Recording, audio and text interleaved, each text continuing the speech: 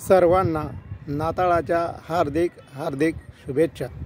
बंधूंनो, ज्या महामानवानं संपूर्ण जगाला आज शांततेचा, समाधानाचा, दया, क्षमा, त्याग, माणुसकी, मानवतावादी असा संदेश देणाऱ्या महामानव भगवान येशू ख्रिस्तांचा जन्मदिवस आनंद दिवस म्हणून साजरा होत आहे।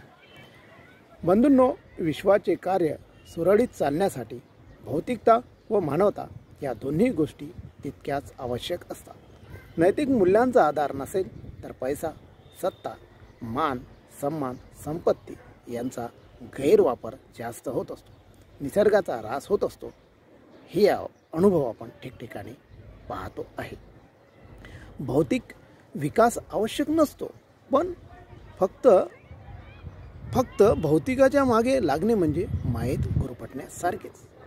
सर्वांगीण विकासासाठी, खऱ्या समाधानासाठी भौतिकतेला मानवतेची, अध्यात्माची जोड असणे अपरिहार्य असते।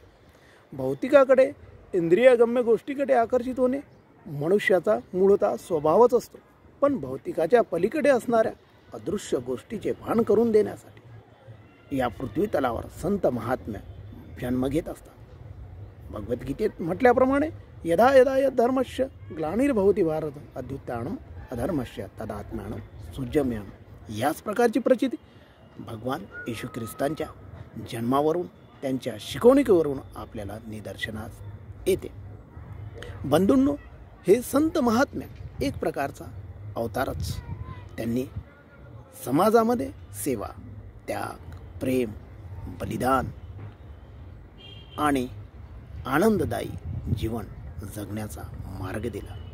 पाप्यांनाही क्षमा कर असा विशाल दृष्टिकोन, असा क्षमावादी दृष्टिकोन, आपल्या शिष्यांना, आपला शिष्य आपल्यापेक्षा मोठा व्हावा हे विशाल दृष्टिकोन ज्या महामानवांच्या अंगीमध्ये होतं, त्या महामानवांत संपूर्ण जगात प्रेम, सेवा, त्याग, आनंद हीच मूल्य आपल्याला दिली आणि ज्याचा आज आपण आजच्या दिनी उपयोग करून मनामध्ये पक्क ठासून या विश्वाची शांती अखंडपणे राहावीत आणि त्यानिमित्ताने आजचा दिवस आपण आनंद उत्सव म्हणून साजरा करावा हीच अपेक्षा आणि पुनश्च एकदा सर्वांना या नाताळाच्या हार्दिक हार्दिक शुभेच्छा।